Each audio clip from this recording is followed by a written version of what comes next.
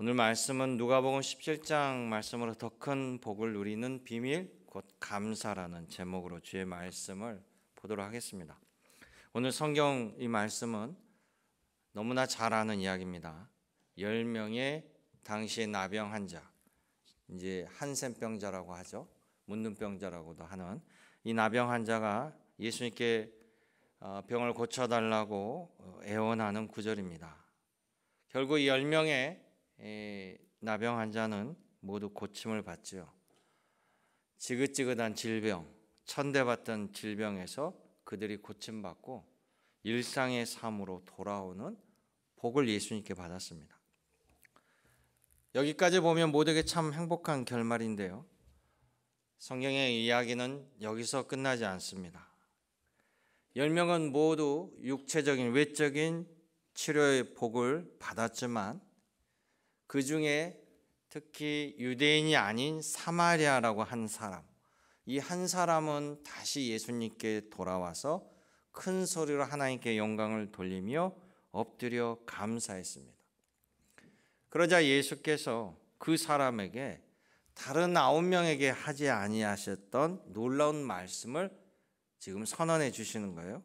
일어나라, 내 믿음이 너를 구원하였느니라. 할렐루야. 오늘 이 말씀이 오늘 설교의 핵심입니다. 그 9명은 어디로 갔습니까? 왜 그들은 육신의 치유라는 복만 받았고 이 사마리아 사람은 영혼의 구원이라는 더 큰 복을 받게 되었습니까? 오늘 이 이야기는요, 우리가 이미 받은 복을 어떻게 더 크고 완전한 복으로 나아가게 하는지 그 비밀을 예수께서 보여주고 있어요. 그 비밀은 바로 감사에 있다는 겁니다. 그래서 감사는 단순히 복을 받은 결과가 아니라 받은 복 위에 더 큰 복을 여는 하나님의 축복의 통로가 되는 사건이에요. 감사가 어떻게 축복의 통로가 되는지 오늘 3가지를 통해서 함께 이야기를 나누고자 합니다. 이 시간 하나님이 주신 지혜가 여러분 심령에 가득 넘치기를 주님의 이름으로 축원합니다.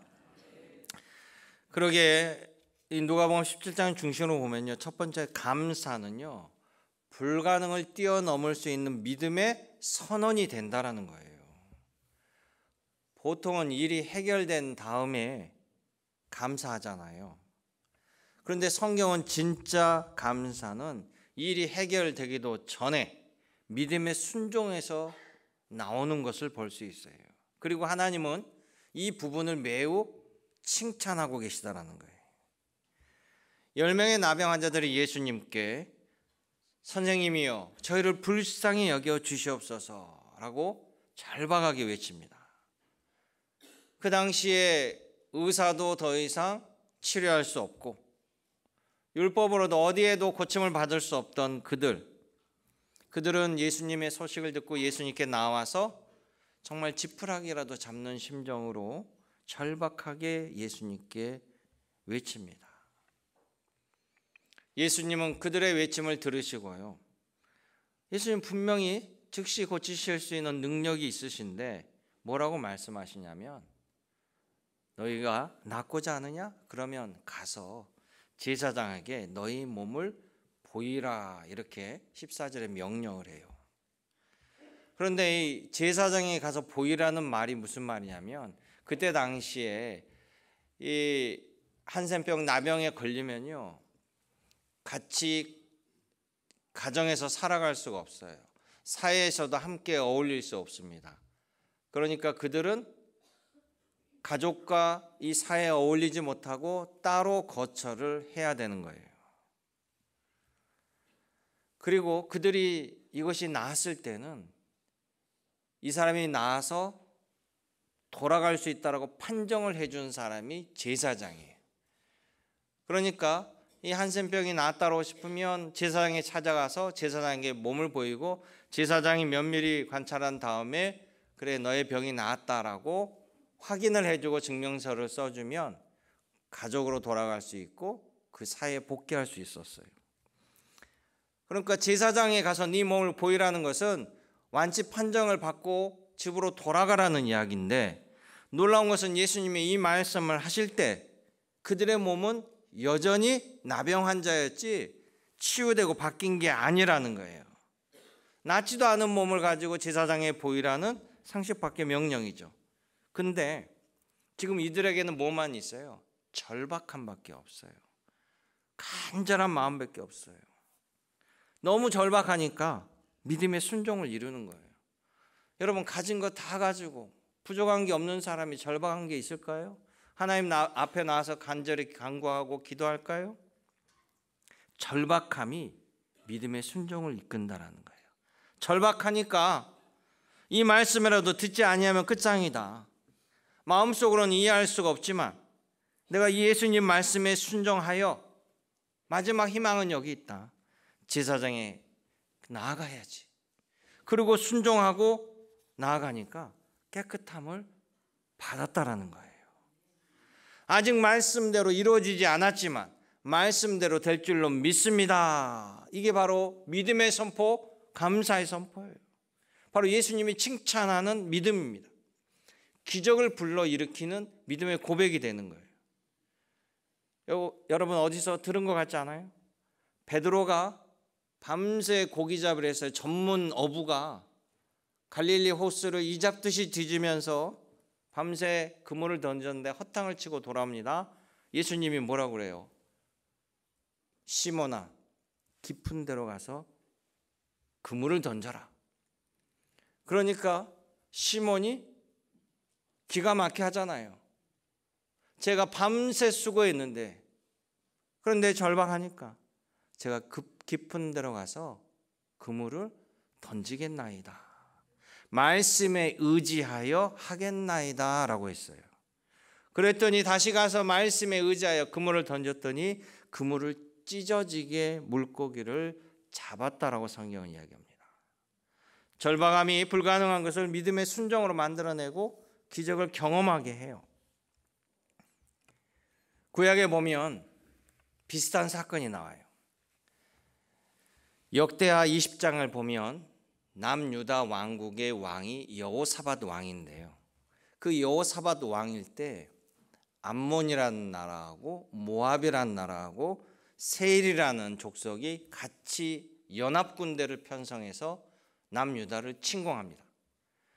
암몬은 지금으로 따지면 이스라엘 위쪽에 있는 시리아고요. 모압은 요르단 됩니다. 그러니까 이 암몬과 모압, 세일이 서로 연대해서 남유다를 침공하니까 남유다는요 이겨낼 수가 없어요. 당해낼 수가 없습니다. 여호사밧 왕도 누구보다도 잘 알고 있어요. 여호사밧 너무 절박하니까 그는 성전으로 달려가서 하나님께 이 문제를 가지고 간절히 기도합니다. 그랬더니 응답이 야하시엘이라는 선지자에게 응답이 와요. 야하시엘이 여호사밧 왕에게 하나님 말을 전합니다. 자, 이 전쟁은 너에게 속한 것이 아니요 하나님께 속한 것이라. 그러니 두려워하지 말고 여호와가 어떻게 구원하시는가를 똑똑히 보라라고 말씀을 주시는 거예요. 이 말씀을 듣고 여호사밧 왕은 큰 위로를 얻습니다. 그리고 한 가지 행동을 취합니다. 암몬과 모압, 세일이 쳐들어오니까 아무리 하나님의 응답을 받았다고 아무것도 안 하고 손 놓고 있을 수 없잖아요. 군대를 소집합니다. 군대를 소집하고 이제 대항하러 나아가는데 이 여호사밧이 소집한 군대 맨 앞에 최정예 부대를 세운 것이 아니라 거룩한 옷을 입힌 찬양대를 세웁니다. 그리고 그 찬양대를 앞에 두고 적진을 향하여 한 걸음 한 걸음 행진해 나가면서 찬양을 올리게 하는데 그 찬양이 성경 구절에 보니까 여호와께 감사하세 그의 인자하심이 영원하미로다. 할렐루야. 인류 최초의 군악대를 세우는 거예요. 그리고 하나님을 찬양하는 군악대가 행진합니다. 성경에 보니까 놀랍게도 이 노래가 울려 퍼지자마자 그 노래와 찬송이 시작할 때에 하나님께서 적군 내부에 혼란과 자중질환을 주셨다라고 얘기해요. 엄청난 큰 소리로 이 찬양대가 하나님을 찬양하니까 그 소리를 듣고 이 세 개의 나라가 연대해서 연합해서 오다가 자기네들끼리 한 나라가 아니니까 서로 그 안에서도 경쟁도 있고 의심도 있고 그 안에 자중질이 일어나서 그 안에 전쟁이 벌어져 자기네들끼리 싸움이 벌어져 버리는 거예요. 유다를 침공하러 오다가 이 세 나라가 연합이 깨지면서 같이 싸우다가 모두 다 자멸해 버려요. 그래서 성경에 의하면 남유다 군대가 그들의 전리품만 챙기는데 3일이 걸렸다고요. 여러분, 살아계신 하나님께 감사하는 자가 하나님의 기적을 맛보게 될 줄로 믿으시기 바랍니다. 두 번째는 감사할 줄 아는 것이 복의 더 큰 은혜로 이어지게 만든다라는 거예요. 16절은 가장 핵심적인 교훈을 줍니다. 10명 모두가 나병이 고쳐지는 육체가 치유되는 복을 받았어요. 아니, 질병이 다 고쳤으니까 이게 끝인 줄 알았어요. 그래서 9명은 고침을 받고 기뻐하며 자기 집으로 돌아가 버렸습니다. 고침 받았으니까. 그들은 복은 받았지만 그런데 복을 주신 분에게 잊어버렸어요. 복을 주신 분을 잊어버린 거죠. 그렇게 절박하고 갈급하여서 예수님께 나아가 선생님 살려달라고 했는데 정말 고침을 받으니까 그 선생님을 잊어버리고 그 기쁨에 넘쳐서 각자 뿔뿔이 흩어진 거예요. 그런데 사마리아 사람은 큰 소리로 하나님께 영광을 돌리며 돌아와서 예수님의 발 아래 엎드려 감사했다라고 성경은 기록하고 있습니다. 이렇게 돌아온 한 사람에게 예수님이 뭐라고 했어요? 야, 10명이 치유받았지 않았느냐? 9은 어디 있느냐? 그러면서 그 돌아온 사마리아 사람에게 너의 믿음이 너를 구원하였느니라 라고 선언한 거예요. 나머지는 육신의 질병 고침으로 끝났는데 이 사람은 그 육신의 고침의 질병의 복을 뛰어넘어서 영혼의 구원이라는 더 크고 완전한 복을 받게 된 거예요. 할렐루야. 무엇 때문이에요? 감사가 이미 받은 복을 더 큰 복으로 이어지게 만들었다는 거예요. 반대로요, 복을 받고도 감사를 잊으면 어떻게 되는가? 이것도 성경에 보면 이런 케이스가 나와요. 여러분, 성경에 보면 위대한 인물들이 있죠. 근데 위대한 인물이 처음부터 끝까지 다 위대해서 끝났으면 좋을 텐데 그런 영웅은 없습니다. 다윗도 아브라함도 히스기야도 다 흠결이 있어요. 그래서 뭡니까? 교만하지 말고 받은 은혜에 감사해야 돼요. 죽다 살아난 사람 중에 가장 많이 회자되는 사람이 히스기야 왕입니다. 남유다의 왕 히스기야 왕은 죽을 병에 걸렸잖아요. 이미 기도를 통해서 하나님께서 죽게 되었다라고 사형 선고를 받아요. 하나님께 사형 선고를 받은데 어디다 기도할 수 있을까요? 너가 죽고 살지 못하리라 이런 말을 받은 거예요, 히스기야가.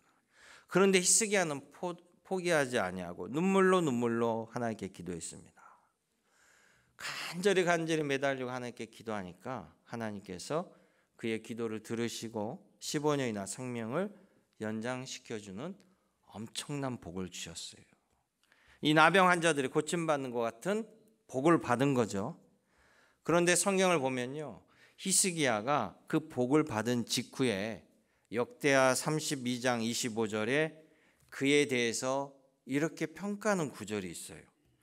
히스기야가 마음이 교만하여서 그 받은 은혜를 보답하지 아니함으로 진노가 유다와 예루살렘에 내리게 되었더니라고 구절이 기록되어 있어요. 이게 뭔 말이냐면 히스기야 왕 때 아수르 제국이 북이스라엘을 멸망시켜요. 그러면서 히스기야 왕 때 침공을 합니다. 절체절명의 위기 속에 히스기야가 하나님께 매달려서 하나님이 보호하셔가지고 아수르 제국이 이 남유다를 결국 못 무너뜨리고, 아수르 제국의 사네립 랍삭의 장군이 와서 남유다를 무너뜨리려고 조롱했다가 오히려 패하게 되고 돌아가서 그 왕이 자기 자식에게 역성혁명을 당해서 죽게 되죠. 아버지를 암살해 버려요. 역성혁명이 아니라. 그러면서 아수르 제국이 이제 몰락하기 시작하는데, 그런 와중에 아수르 제국 자리를 차지한 제국이 바로 지금 현재 이라크는 바벨론 제국이. 이 바벨론 제국이 결국 아수르 제국을 대치하면서 대제국을 건설합니다. 그러면서 이 바벨론 제국이 남유다에게 계속 손을 뻗치는 거예요. 그런데 히스기야가 죽을 병에 걸렸다고 하니까 그 말을 듣고 바벨론 제국에서 사신을 보내요. 사신을. 그러니까 외교적으로는 사신을 보내지만 실제로는 이스라엘을 염탐하러 온 거예요. 호시탐탐. 근데 그 바벨론 제국의 사신이 왔을 때 히스기야가 하나님으로부터 은혜를 받고 고침을 받고 회복이 됐어요. 회복을 받고는 이 바벨론 사신이 병문안으로 오니까 자신에게 복을 주신 하나님께 감사를 드리며 영광을 드린다는 것을 잊어버리고 이 사신들에게 하나님이 주신 복, 그 복인 풍성한 이 왕궁의 풍부한 황금과 재물을 대해서 창고를 열어놓고 자랑을 해요. 바벨론 제국에. 결국 그것이 교만이 되어서 그 자랑하는 모든 것을 바벨론에게 빼앗기게 될 것이다 라는 예언을 듣게 돼요. 9명의 나병 환자처럼 히스기야도 동일한 복을 받았습니다. 그런데 그들은 감사해야 될 그릇을 가지고 9명이 주님께 돌아오지 않은 것처럼 히스기야도 받은 복이 교만이 되었고, 오히려 하나님을 자랑하기보다는 자기의 재물을 자랑하다가 결국 바벨론 제국의 타겟이 되어버려요. 구원이 더 큰 축복의 은혜로 나아가지 못한 거죠. 그렇게 사랑하는 성도 여러분, 여러분들은 하나님께 받은 건강, 재물, 자녀, 심지어 여러분의 신앙적 열심, 명성까지도 매우 귀한 복이죠. 하지만 그것이 감사라는 그릇에 담기지 아니하면 히스기야 왕처럼 교만거리나 더 어려움의 자랑거리로 전락할 수 있다는 거예요. 올해 여러분들이 받은 복을 가지고 이렇게 나와서 감사드리는 여러분들이 바로 복된 줄로 믿습니다. 감사가, 하나님께 올리는 감사가 우리의 복이 육신의 차원에서 끝나는 것이 아니라 영혼의 차원까지로 받은 복으로 더욱 참된 구원의 감격으로 주님께서 이끌어 주신다라는 거예요. 오늘 여러분이 하나님께 올리는 감사가 바로 귀한 은혜의 축복의 통로가 될 줄로 믿으시기 바랍니다. 마지막으로는요, 감사할 줄 아는 것이 연속으로 넘치게 하는 복의 복을 가져오게 만든다라는 거예요. 이 10명의 나병 환자는요, 그때 당시에 절망을 상징하는 사람들이에요. 그들의 인생은 희망이 없어요. 고통이었습니다. 이미 율법적으로는 사회적으로는 부정한 사람으로 낙인 찍혀서 가족과 함께 살지도 못해요. 사회적으로 격리당해요. 그것도 고통스러운데 자기 코가 썩어가고 사라지고 손이 썩어 사라지고 자기 스스로도 너무나 괴롭고 힘들지요. 사람들 앞에 나아갈 수도 없습니다. 그래서 성경에 보면 그들이 예수님께 가까이 오지도 못하고 12절에 보면 저 멀찍이서 13절에 소리 질러요. 우리 목소리가 예수님께 닿도록. 선생님이야 선생님이야 우리를 불쌍히 여기소서. 접근할 수도 없습니다. 접근하면 사람들이 가만두겠어요?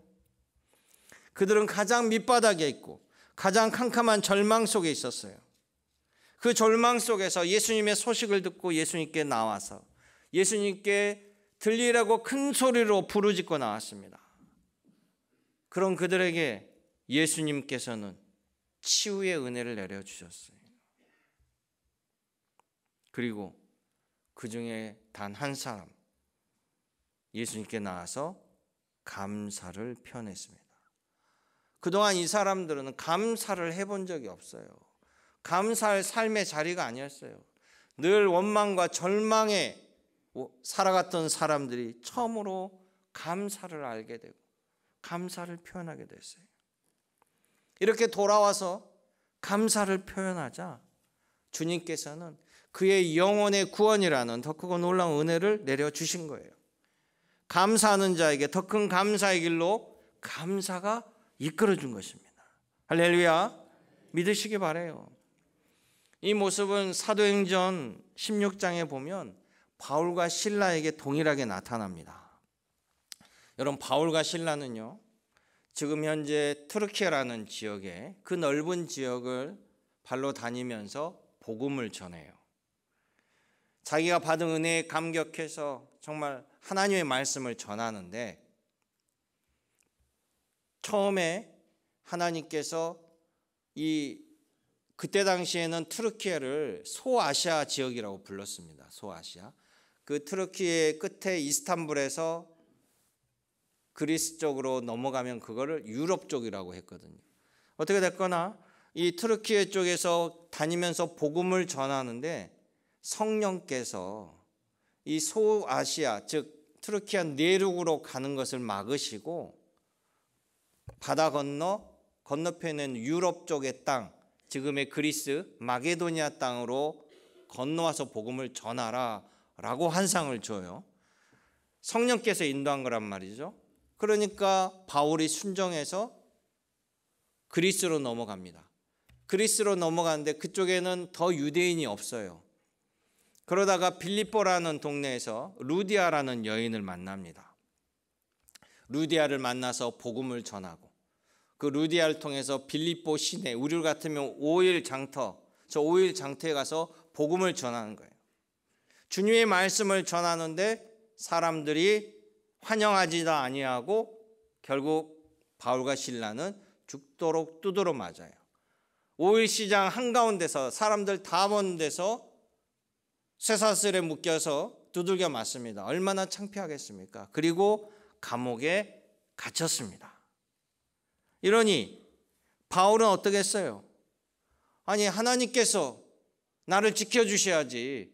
아니, 하나님께서 성령으로 지금 그리스로 넘어오라고 했고 내가 지금 주의 일을 전하고 주님의 말씀을 전한단 말이죠. 생명을 살리는 일, 구원을 전하는 일을 하는데 그 전에는 막 독사에 물려도 기적이 일어나는 바울이 이렇게 비참하게 두들겨 맞을 때, 감옥에 있을 때 그건 절망하지 않겠어요?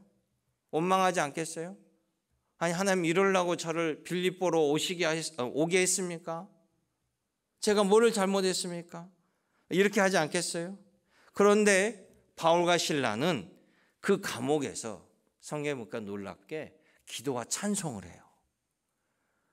그러니 그 속에 있는 간수나 범죄자들이 바울과 실라를 제정신으로 보지 않겠죠? 고통 속에서 감사를 먼저 드리더라는 거예요. 그때 어떤 일이 일어났습니까? 이들이 찬송을 하고 감사를 드리자 갑자기 지진이 나기 시작하더니 이 무덤이 다 무너져 버려요. 무너지고 옥문이 열려버리고 묶여있는 착고가 다 풀려버려요. 믿지 않는 사람들은 그냥 그때 당시 지진이 났나 보다라고 하겠죠. 그런데 기도한 사람은 이게 우연인지 하나님의 역사인지 알게 되는 것입니다. 억울해도 감옥에 갇힌 그가 감사의 찬송을 들으자 감옥이 무너지고 몸이 풀려나는 놀라운 역사가 일어나게 돼요. 그런데 바울은 지금 전도하러 왔단 말이에요. 전도하러 왔는데 전도도 못하고 두들겨 맞고 감옥에 갇혔는데 놀랍게도 이 과정을 지켜본 간수장이 바울을 보고 전도가 돼버려요. 그리고 온 가족이 바울을 통해서 하나님을 믿는 영광이 나타나게 된 것이죠. 환경은 하나도 희망이 없고 절망적이었는데 하나님께 감사하자 자기가 하고자 했던 원래 목적 전도도 이루게 되고 하나님의 기적도 체험하게 되었다는 사실입니다. 그러기에 사랑하는 성도 여러분, 오늘 이 자리에 바울과 실라처럼 혹여 나병 환자처럼 억울한 마음, 고통스러운 상처, 절망에 놓여 있는 분도 계실 겁니다. 그러나 하나님은 우리가 환경 때문에 원망하는 것을 또 그렇게 하는 것을 원치 아니하셔요. 우리 보고 환경 너머에 계신 우리를 도울 수 있는 우리가 생각한 것보다 훨씬 사랑하시는 하나님이 계심을 보고 감사하기를 원합니다. 그러기에 여러분 고난과 고통 속에서 작은 감사로 시작해 보시기 바랍니다. 여러분이 올리는 그 감사가 묶인 것을 풀어버리고 닫힌 문을 열어보는 기적의 문고리가 될 줄로 믿습니다. 그러게 감사는요, 우리가 받은 복을 세워보는 행복한 습관이라고 말하고 싶어요. 감사는 내가 받은 복을 세워보는 행복한 습관이다. 받은 복을 세워보면 흐뭇하고 감사가 나오지 않겠어요? 여러분 돈을 많이 벌어서 현찰을 집에 가지고 오면 어때요? 집에 들어와서 돈 세어보죠. 돈을 세어보면서 기뻐하고 또 기뻐하고, 그리고 금고에 넣어놓고 좀 있다가 다시 벌떡 일어나서 또 돈을 꺼내서 또 세어봅니다. 흐뭇하죠? 오늘 하루 감사할 거예요. 감사는 불가능은 이기는 믿음이 됩니다. 그리고 감사는 이미 내가 받은 복을 하나님이 주신 더 크고 놀라운 구원의 복으로 이어지게 하는 문고리가 된다라는 거예요. 오늘 추수감사주일에 여러분이 받은 복을 당연하게 여기지 마시고 그 복을 주신 하나님께 이렇게 나와서 예배드린 여러분 위에 하나님이 더 크고 더 놀라운 은혜와 은총으로 역사하실 줄 믿습니다. 오늘 우리의 삶이 여호사밧의 군대처럼 여호와께 감사하세 그의 인자하심이 영원하미로다 고백되는 삶이 되시기를 주님의 이름으로 축원합니다. 은혜롭고 참 좋으신 아버지 하나님, 올 1년 살아오는 동안 하나님의 은혜로 여기까지 나와왔습니다. 우리가 알지 못하는 위험 속에 하나님께서 지켜주셨고 보호하여 주셨고 또한 모든 일들이 되게 하시고 이끌어 주신 아버지 하나님, 결코 하나님께 감사를 잊지 않는 자가 되게 하여 주시옵시고 감사하는 심령마다 더 큰 은혜와 축복으로 채워 주시옵소서. 언제나 함께 하신 예수님의 이름으로 기도드리옵나이다. 아멘.